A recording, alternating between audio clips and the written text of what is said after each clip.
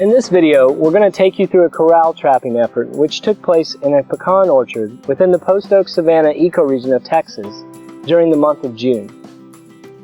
Ample rainfall during the preceding months resulted in an abundance of food resources throughout the landscape.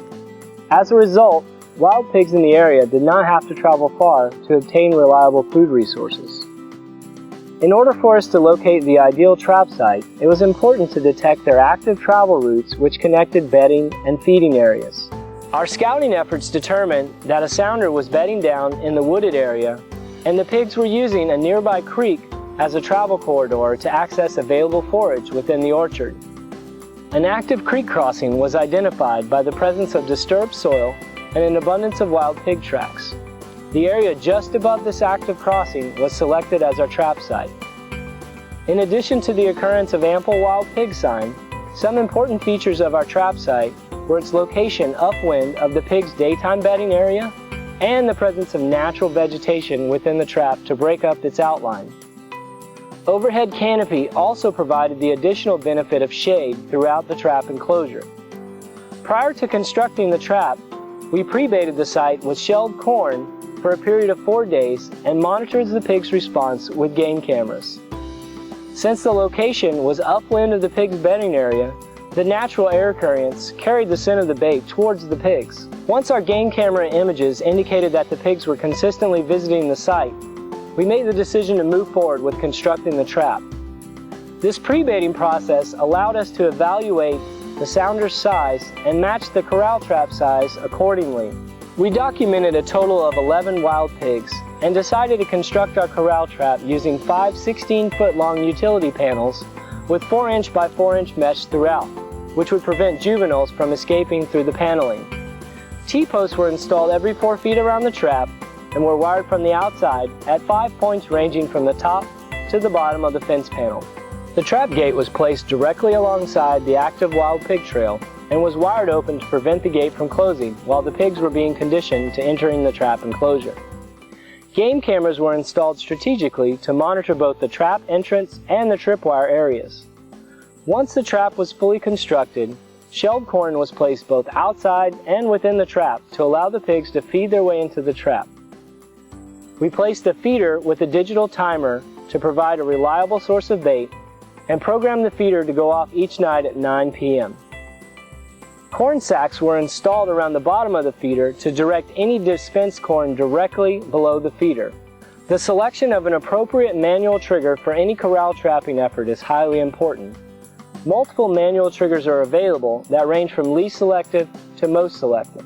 A traditional tripwire or trough trigger can be considered least selective since it can be easily triggered by juveniles. Rooter sticks and bucket triggers are less likely to be set off by juveniles, and therefore they can be considered more selective.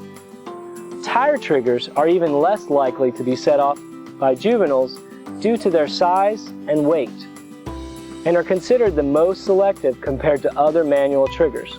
The selectivity of a manual trigger becomes more important when a sounder contains both adults and juveniles.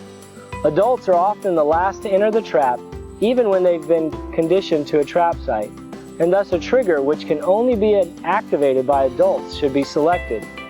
A tire trigger is a good choice. In this trapping effort, a traditional tripwire was selected due to the consistency of the sounder's arrival into the trap and the uniformity of their age class. A false tripwire was installed towards the front of the trap in order to make the pigs contend with it prior to accessing the bait. The presence of this false tripwire, coupled with the trap gate tied open, allowed the pigs to become conditioned to interacting with the tripwire while forming no negative association between the two. Due to the remote location of the trap site and additional responsibilities elsewhere, the trap site was not revisited for 8 days. The extended absence allowed for reduced site disturbance and minimized human scent within and around the trap location. Upon returning to the trap site on day 9, our game camera footage indicated that the sounder of 11 pigs routinely entered the trap between 9 and 10 p.m. each night to feed. Since the entire sounder comfortably entered the trap on a predictable schedule, the decision was made to set the trap to catch. A new tripwire was installed and connected to a stick which held the trap gates open. The feeder was programmed to feed an additional amount of corn, and the area behind the tripwire was hand-baited. That night, the feeder went off just as scheduled at 9 p.m. Our game camera footage indicated that the pigs did not show up to the trap site as usual. An intense thunderstorm had moved through earlier in the day, which resulted in elevated water levels within the creek. The above normal water levels may have discouraged the pigs from crossing that night to access the trap site. The next night, the feeder went off on schedule, and the sounder arrived to feed at 9:35 p.m.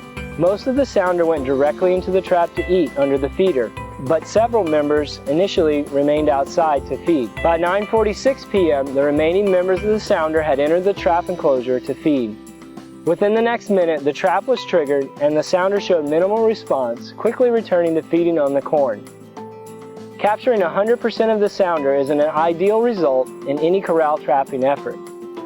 While manually triggered trap gates are less selective than remotely triggered trap gates, they can still be successful in capturing an entire sounder. While trapping can be an effective tool, a best management practice for wild pigs often includes a combined approach, including aerial gunning, strategic shooting, snaring, and the use of trained dogs.